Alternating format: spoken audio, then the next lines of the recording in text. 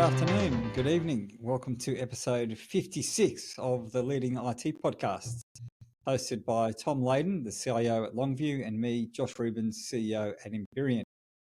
If you're a new listener, welcome. And if you're a returning listener, thank you very much for coming back and giving us your time.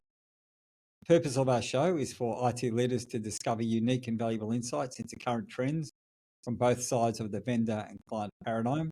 And we tackle relevant and time-sensitive topics like cloud, AI, cybersecurity, strategy and leadership, and how to deal with emerging IT threats and opportunities.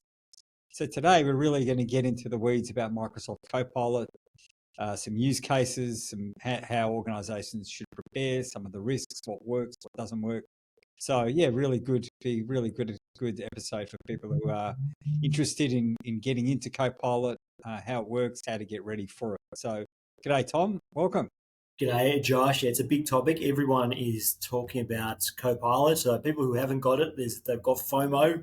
Yes. People who have got it have got plenty of opinions around, what it works for and what it doesn't work for. So it'd be good to, really get into that.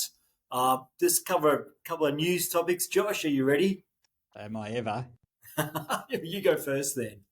All right. Well, there's been a lot of acquisition M&A activity in the last few weeks. So yes, in continuation from our last episode where we're talking about all the Broadcom VMware issues, so that continues to be Broadcom continue to meet and exceed expectations for being very unfriendly to customers and raising prices. So I'm hoping at some point they're going to calm down and listen to customers. But I don't know. I'm not holding out a lot of hope, Tom. They're squeezing every ounce of blood, are they, out of this one? Yeah, they've gotten rid of not-for-profit pricing. It's the first, kick in the guts, and then making everyone buy, subscription licenses every year, which is basically the same price as buying it again every single year. Yes. Oh, so yes. yeah. So not fun. I said my hope is that they'll calm down and there'll be enough backlash that they'll actually do something. But one thing is that it might not surprise anyone, but Nutanix is having a smashing time, and their second quarter revenue leaped 16%. Is that right? Year on year already, and apparently their pipeline is huge at the moment, and I'm not surprised. Yeah. So that was not really a big news story, but I just thought that was a point of interest. The thing is, Nutanix is also very expensive, so it's not necessarily, going to be cheaper than VMware. It's just maybe if you're annoyed enough. Yes, that's right. It's more that I'm annoyed, so I'm going to get back at you, which I'm going to do something about it. And but the transition costs and everything, you got to factor all that in, don't you? Of course. Yeah, but exactly. At some point, you have to change horses. You have to do, right? You bite the bullet. So the first bit of news is that KKR is announcing that it's going to buy the VMware end user computing business for $4 billion. So that's the Horizon and Workspace ONE, VDI endpoint management solution. Yes. So that's not Carbon Black. Carbon Black is a separate deal. So just some interesting points. A lot of people are seeing this in a very positive light. So because they're promising to invest very heavily in the platform, in the team, whereas up until now it's been the ugly sister, and they've just been laying people off and not really doing any investment in it. So they're seeing it as a very sort of positive piece of news for the EUC market. It's going to be managed by the existing management team. It's going to be a standalone company, so it's not going to be integrated with anyone else, and they're going to be investing in bringing on staff and all that sort of stuff. So, which is a big contrast to Citrix, who after the first year of acquisition, 25% of their staff were laid off, and then the second year 12% were laid off. So right. the staff and the customers are seeing this as a positive product. Good. Any thoughts on your point of view? I think there's still really strong use cases for that whole technology set, right? So it's good to see they're still investing in that space, and they're not just looking at as a cash kind of extraction. They're actually seeing what it might do for the future. So it sounds good to me. Yeah, well, people will want a good option, Yeah. against Citrix. All right, and news from your side? Mate, yeah, well, a couple of things. I think you can't move past the fact that Bitcoin is well and truly back. Josh, I know you've loaded up heavily on Bitcoin in your super, and or not. But there's something what's interesting about Bitcoin is people are starting to say it's now a more stable option than the US dollar, which is pretty interesting, isn't it? It's like mainstream Bitcoin is better than the US dollar. It's like Have you put your money where your mouth is, Tom, and actually bought some? if I had some money, why not? Well, is it too late? I don't know. I'm terrible at timing these waves, though, Josh. Yeah, Well, I mean, yeah, I think too late. it's mainstream, right? And that's what's driving that next trend. Yeah, it's never too late. I said I got in on Nvidia and Microsoft very recently, and it's still going up. So you would have thought there was no chance, but it is going up. Yeah, that's interesting. I have heard that. I was at dinner with some university professor, and he was giving that spiel about how it's more, viable than the US dollar and the housing market. And my eyes were glazing over, and Well, I I think, was looking at him, like he was talking crap. But okay, well, that's it must be true, and people are making a lot of money, and I'm missing out. So that's my problem. exactly. Well, you know what? It's always, as you say, it's never too late. But well, we'll wait and see. I mean, you and I we've both seen boom and bust in this world, so keep an eye on that one. I can't tell you when it's going to boom or when it's going to bust, though, yet. Yeah, One day, mate. and we are not giving investment advice. Just so you know, the Leading IT podcast does not give investment advice. So just putting that out there. All right. So the next bit of news was that Cohesity buying Veritas. So that's interesting. Did you hear about that? No, I didn't hear about that one. So Cohesity are more of a modern enterprise backup tool. Yep. So it's like on-prem scale-out infrastructure for tier 2 and 3 workloads, mostly backup and archive. And they're acquiring Veritas. So what they're not, so there's some interesting points to the deal.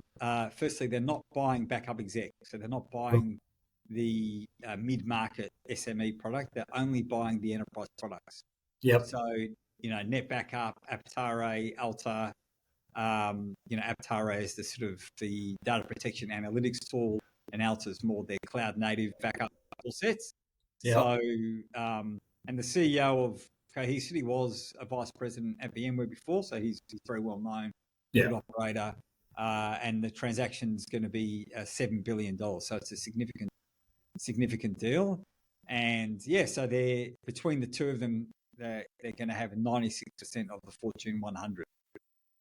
So it's a pretty big buy.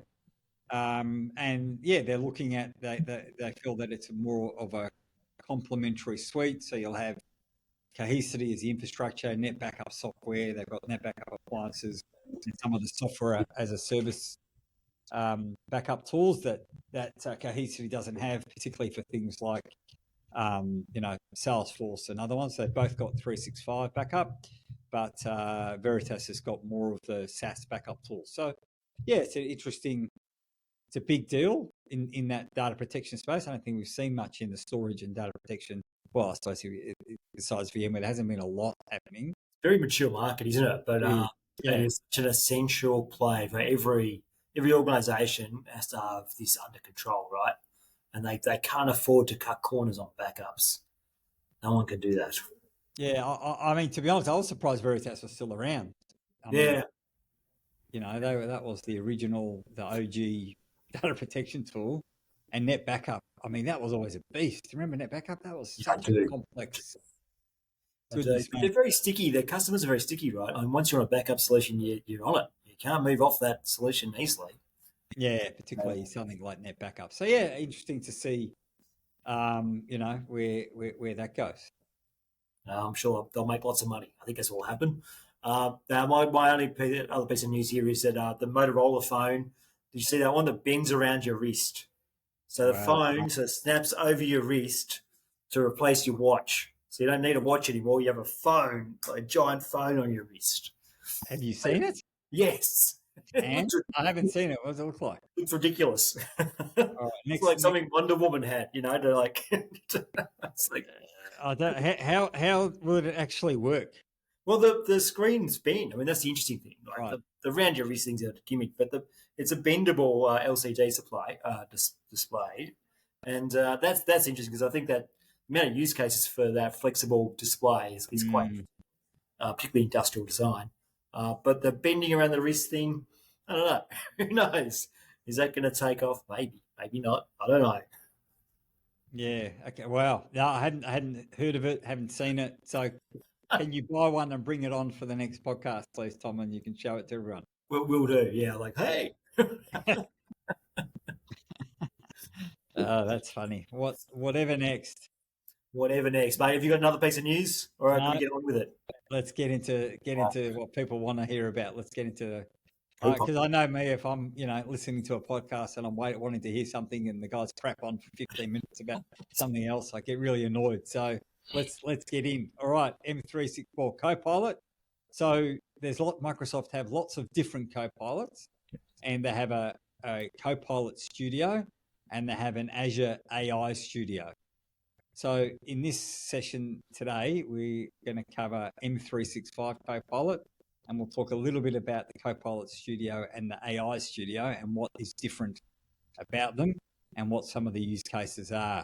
Because at Empyrean, that's where we've been focusing our time, has been really around the AI Studio. So we've had some really interesting learnings that I want to share with the with the listeners. But let's start. You've been using M365 Copilot yourself. So Yep. why don't we start there, Tom, and you can tell us what's working, what's not Well, working. I want to take one step back actually and just talk about everyone's AI strategy. So I think every CIO, IT leader, CTO, everyone's looking at how they're putting AI use cases to work in their organization. And I think the challenge with AI is you've either got to invest really heavily in building your own systems, tools out, right, your own LLMs out, and skilling up, or you can sort of plug into these existing tools that are out there and get some enormous benefit really, really quickly.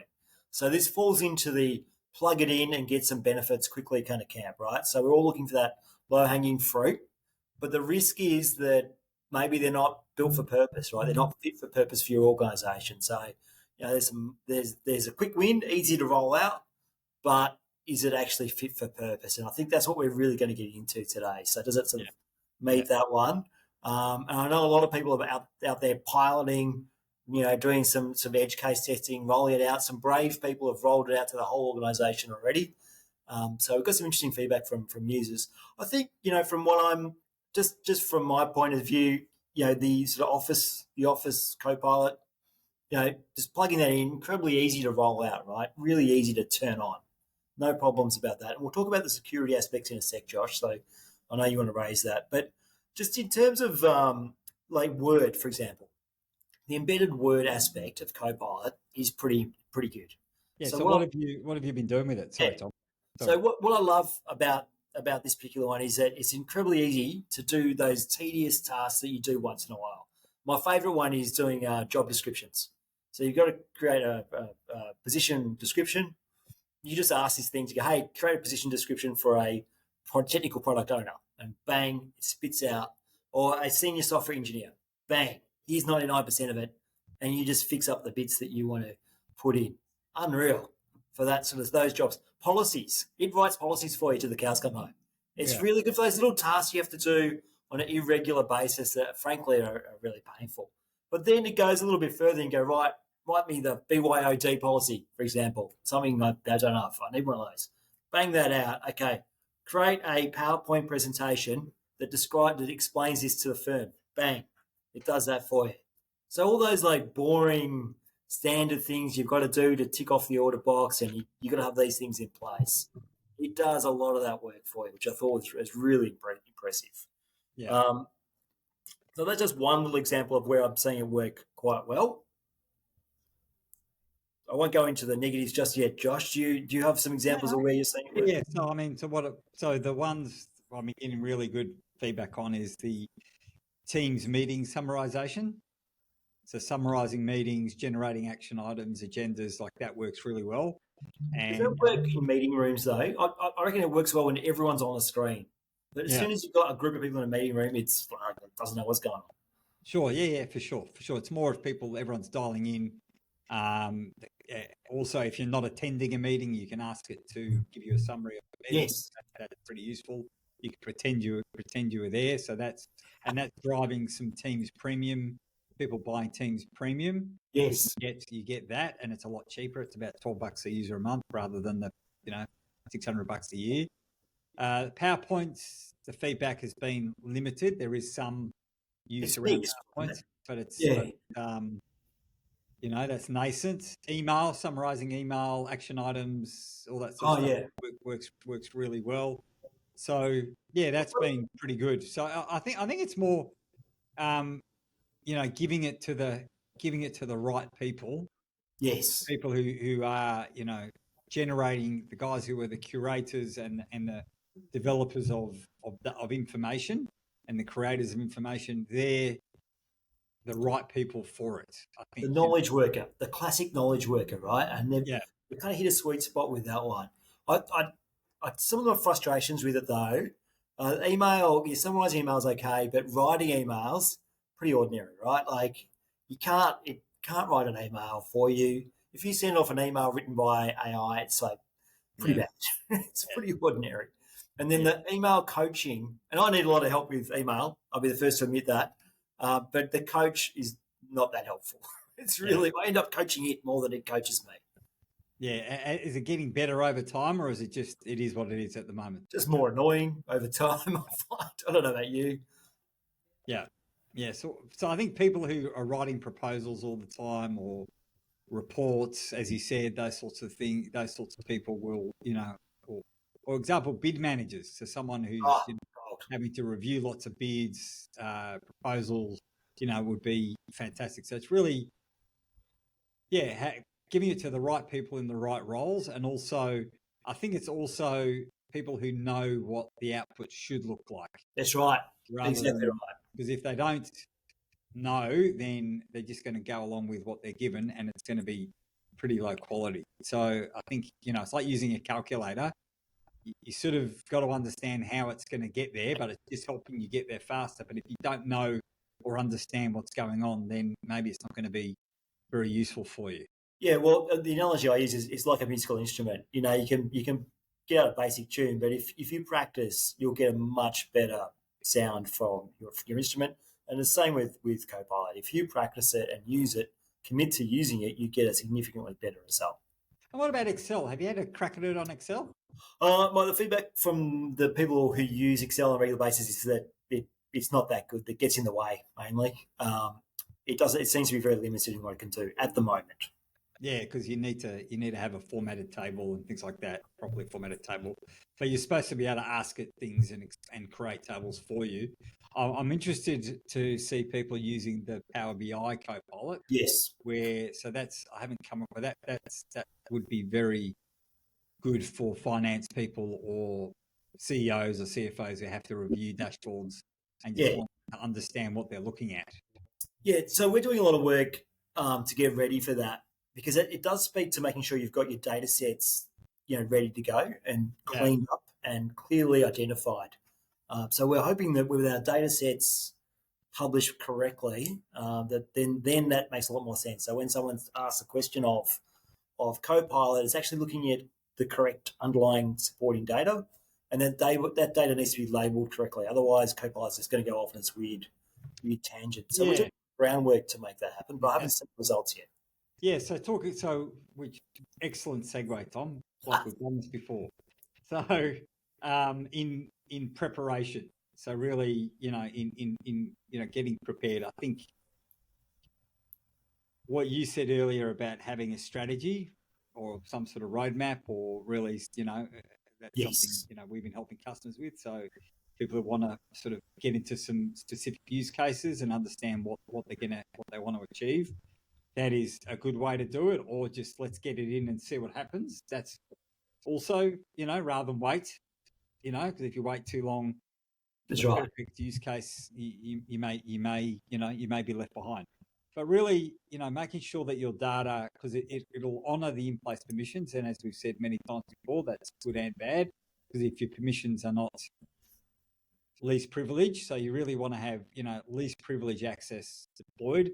And the best tool in the Microsoft ecosystem is Purview, so it allows you to classify your documents, label them, and put data prevention policies in place, so people can only, once that's done, they'll only be able to see and access data in in files that they're allowed to see. But you have to get that done first. Well, So that's I'd say that that's a really important piece.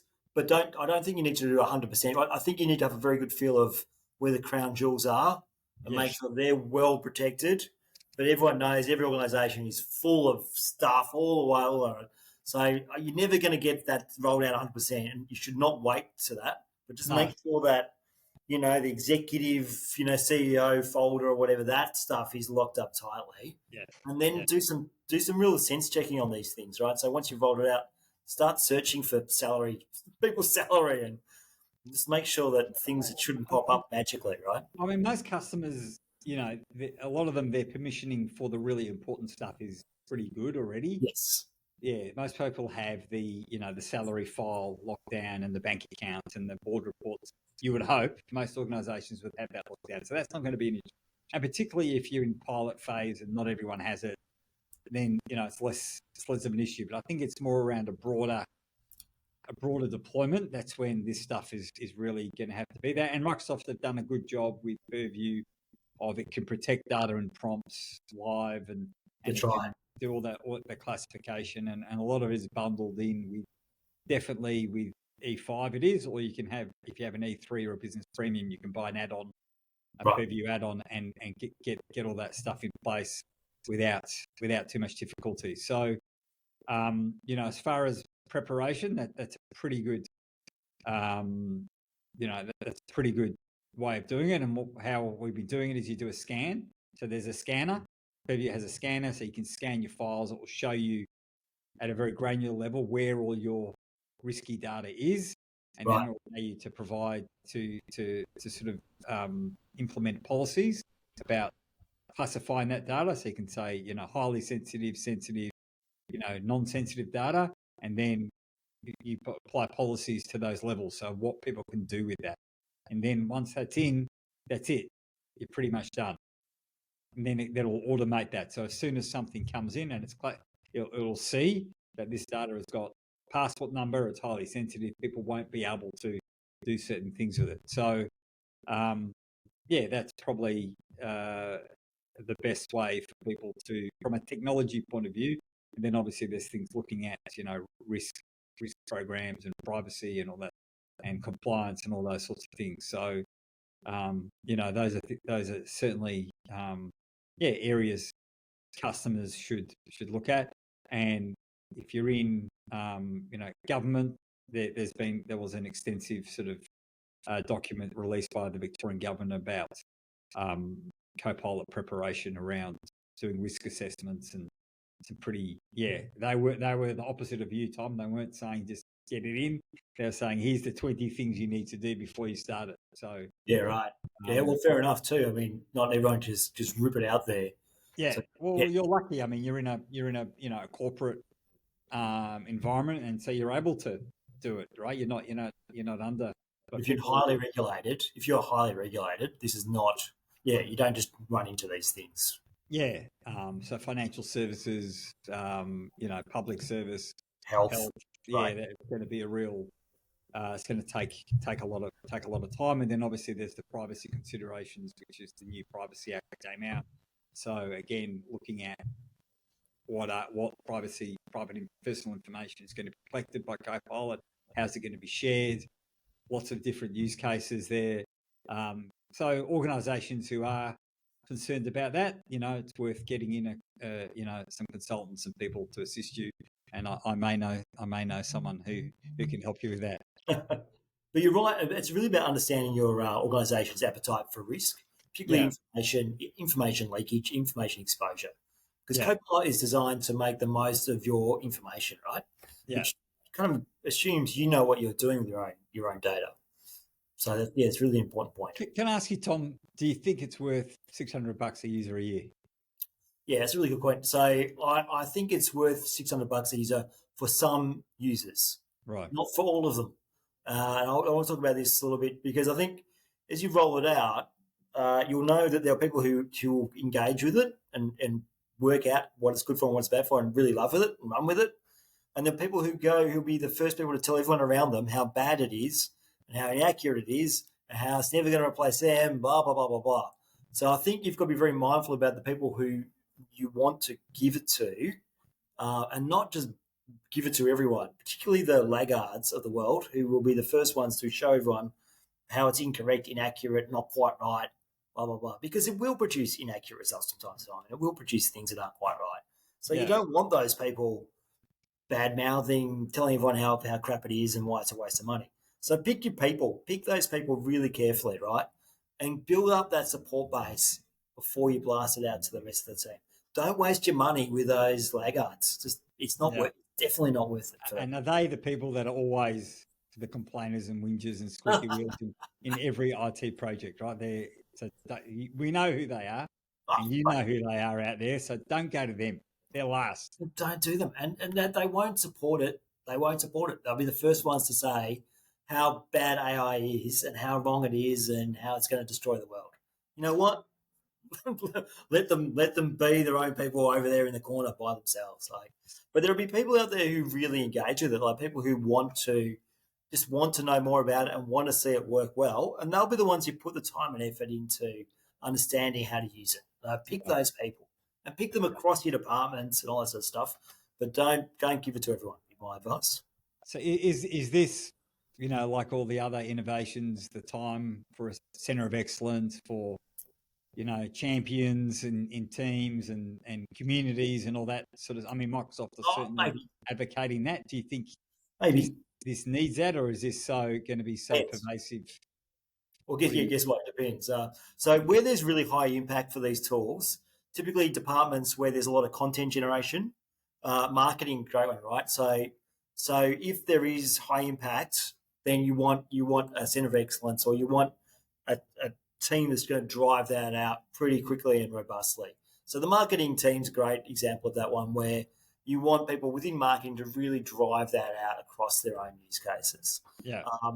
But if it's like an operations-based team or field services team, maybe they're not the right people at this point for that stuff. So pick your team wisely, and then if there are benefits, really run hard with that. Yeah.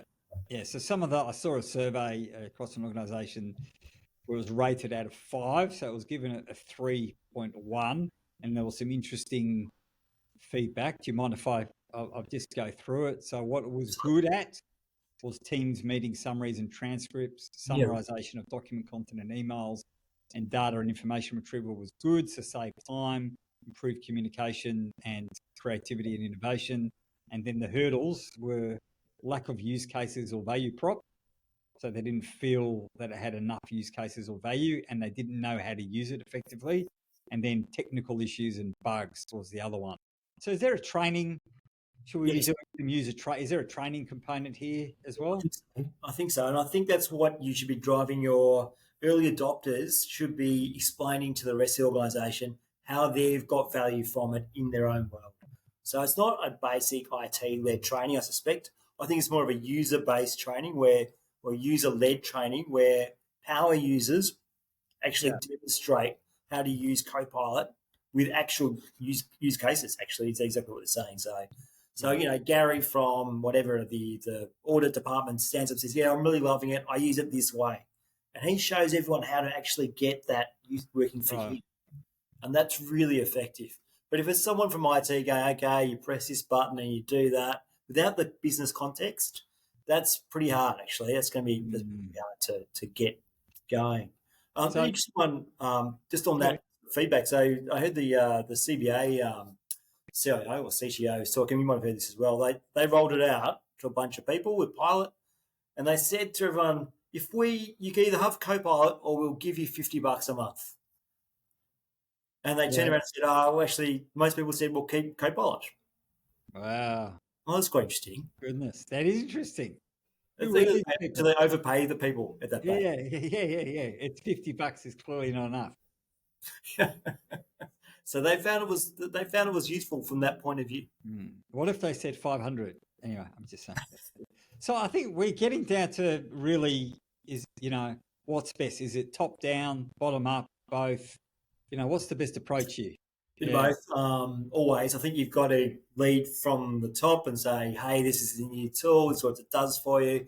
These are the key risks, and this is what we're doing about that." Of course, as you right. said, Josh, about I think it's really important that IT leads and clearly explains what those risks and issues are, but also explains where the potential benefits are, and then from the bottom up, start demonstrating where those benefits are emerging. Yeah. So we're talking really about getting the CEO, the business, because the CEOs. So we saw there was I think I mentioned there was that EY CEO survey. 99% of CEOs saying they were going to invest in AI. So getting the Yeah, CEO in saying, "Hey, we're using AI," then getting risk, getting everyone involved, security, making sure you're doing it properly, but also doing some bottom up POCs and really showing, getting it out into the business at the same time. So it's really a balance of top down, bottom up, so yes. that we're But moving. don't forget the top down thing. That's really important. That the Yeah. CEO is looking for AI use cases, right, to Yes. tell their investors. That's Yeah. what they want, those AI use cases. And this, as I said at the start, this fits into the quick win Yeah. space, right? Yeah. I mean, and you've had that experience yourself. You mentioned put AI into any investment slide deck, and the value goes up 10 or 15%. Is that immediately? Mainly, yeah. That's Yeah. Yeah. model. No, that's not. It's a bit more to it than that, Josh. I understand. I'm just joshing. That's okay. So, do you mind if we talk? I want to talk a little bit about the Copilot Studio and Oh, and sure. the Azure AI Studio, and just explain that, because it is confusing, because there are a bunch of other Copilots. There's a sales Copilot as part of the Dynamics 365. There's a service Copilot. There's Copilots in Power Apps. There's a Power BI Copilot. So there's Copilots all over the place. But there's two other main areas. So the first one's called Copilot Studio, Mhm. and that's about $300 a month. And what that's really, what that's really good for is where people may have existing chatbots in place, or they want to create a chatbot that has a lot of really good inbuilt workflows in place behind it. So if you do this, you'll do that. And then you want to add some AI functionality into it, and you want to maybe add some process automation, because it will integrate into all the 1,000 Power Apps connectors. So it's really good for doing those sorts of things. But it's not good for search. It's not, because it doesn't have the vector search capability.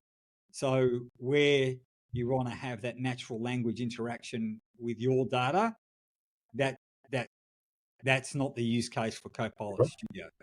Yeah, So right. that's really, so so for customers who are thinking about, right, I want to have an AI chatbot for my customer service support, Yeah, and we've got really good workflows. If they say this, do that, and I want to do a bit of automation. So once they do this, we're going to automate right into this application, or we're going to kick off this workflow.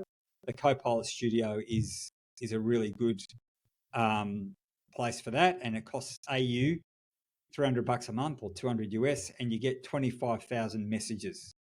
yeah, right. Okay. So that's good for certain use cases. So maybe something on your website.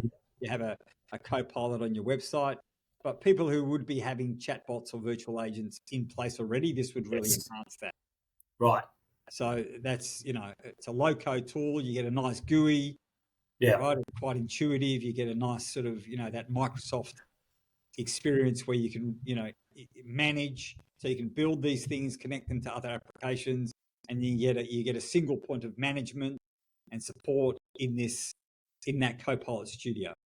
Yep. Does it provide that natural language over on top of your existing chatbots? Is that what you're saying? So you No, can speak to it. no, No. no. That's not the best use Okay. case. You Right. will get that natural language, obviously, because it's GPT. You will get some natural language interaction, Yeah. but it's not going to. It requires a lot of that logic to be in place. Okay. Well, that's good to know. It's not going to be that intuitive because, as I said, it doesn't give you that vector vector database, right? It doesn't give you that really powerful search capability. So you can access, there's not some documentation in there. It's good for customer service, data analysis. So that type of virtual agent capability, it's really, that's where you would do, we would, that's what we're seeing. Copilot Studio and with those 1,000 connectors, et cetera, et cetera.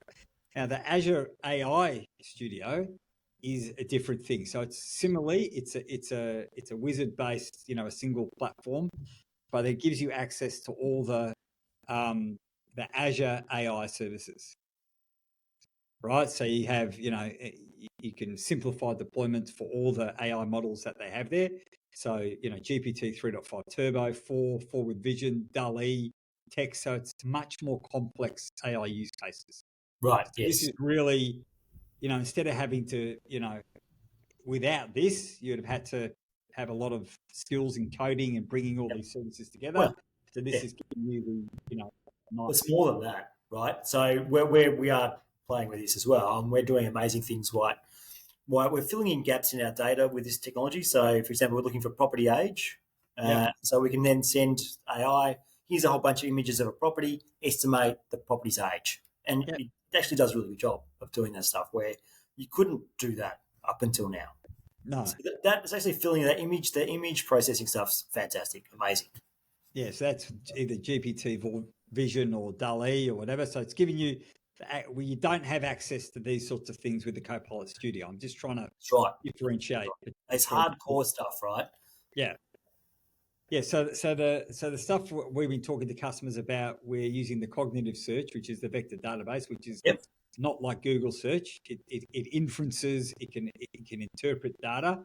So had a really good win with a client for their store FAQs. They've got 300 stores across Australia, and all the the retail people asking stupid questions. What's our returns policy? What's this? So instead of going into SharePoint and trying to find the right document and what the returns policy is, you can just ask it. Yeah.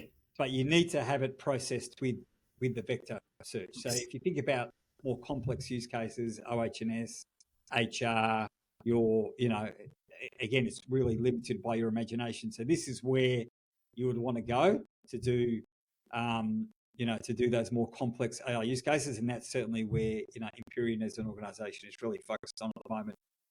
And this is good. I mean, it's in public preview at the moment. You need to apply for access to it, and it's a pay-as-you-go service. So you pay for what you use. And some organizations, I think, would get more value out of this at a lower cost than, spending $600 for, 300 users for the M365 Copilot, because this is more of a, an enterprise type use cases. So this is where you would go for customers who are interested in that. Obviously, any question, have a, come and have a chat to us about it. But yeah, I'm really, it's good that you guys are having a go at it. Tom, do you want to maybe tell us a bit more about what you're doing? Yeah. Well, I mean, the sort of world we're living in fact, a lot of customers, a lot of people listening will have a similar problem where we deal with a lot of data sets and the data is inconsistent. So we've got property records that have been scanned in from, 100 years ago. So there's a lot of gaps in our data sets. So we're starting to use AI to try to work out, okay, well, given everything else, what is the answer? What is the missing data, and start to fill that out. So that seems to be really useful actually from that point of view. We can then use it to apply intelligence to things like analyze a floor plan, for example. So just adding a whole bunch of value that was really impossible before this came along. So we're finding that really useful, particularly for use cases where we don't need to be 100% accurate. Where all we need is something that's generalized, advice or input or direction. This is good enough, right? Saying a house was built in 1950 versus it has to be built in 1951 precisely. 1950 to 1960, that's fine for us. So we're finding it really, really good for that sort of broader, generalized data sets. And as a result of that, we can then go and do a whole bunch more on top of that as well. So that's kind of useful. And I imagine a whole bunch of people are going to use that for image processing, right? So Yeah. people have got security footage or video footage, a whole bunch of stuff you can start doing with that world. Yeah, so as I mentioned, in addition to AI, the Azure AI Search, there's Translator, Speech, AI Vision, AI Language, and Azure AI Document Intelligence, which is what I'm assuming you're using. Yeah, so people who, particularly in construction, engineering, or anything where they're trying to process lots of documents or create vision or process vision or have natural language and then have a natural language front end into this, and people can talk to it instead of needing to have all these, really smart data science skills. You can just have. So that's the cool thing, is the front end to this is a web front end. It's just a chat front end where you can ask questions, and it doesn't just bring it to you. It's not like Google. It actually is smart enough to actually interpret and bring you the stuff that you need. So that's the cool part about it. So yeah, I think it'd be worth customers exploring, which one of the, where do I have virtual agents already, and I can use Copilot Studio and I can start connecting it to other apps and using Power Automate and bringing business process into it. And where do I really want to use AI and look at vision and document processing and the more complex stuff in an enterprise use case? And that's where the Azure AI Studio really comes in. And that's where you can, that's the area I think you can really get the CEO or CFO excited about. Absolutely. So you've got low hanging fruit, easy wins, demonstrate the awareness, and then you're building up something really amazing that's specific for your organization that's going to give you the edge. And I think that's what every CIO is trying to do, CTO is trying to do, is like, we need some quick wins to sort of keep everyone happy, but we really need to build up capability behind the scenes. And it's a two-pronged attack here. Yeah, fantastic. And also, most importantly, happy 50th birthday, Tom Leyden. Mate, thank you. What can I say? We're all getting older. I can't do anything about it yet. Yes. I'm a year. Mine was I turned 49 on the weekend, and my kids were mercilessly, "You're 50." I'm not. I'm 49. I'm in my 50th year, but I'm 40. Let me enjoy my 40th year, last year of the 40s. All right. So can you believe it, Tom? We're 50. That's scary. I can't believe it. No. So when you tick that box, what age group are you in? Now, that's that's harsh. Yeah, we're out of the 40 to 49 into the 50. But no, congratulations, Tom, and being old. Thanks. Day over 41. So no, at least we feel young. I don't know about you. I still feel young. I don't feel. Oh, still exactly right. Exactly. Well, that's the annoying thing. I still feel like I'm 23. Except with my sore shoulders and joints and knees, but mentally, mentally, about 14. Correct. Exactly.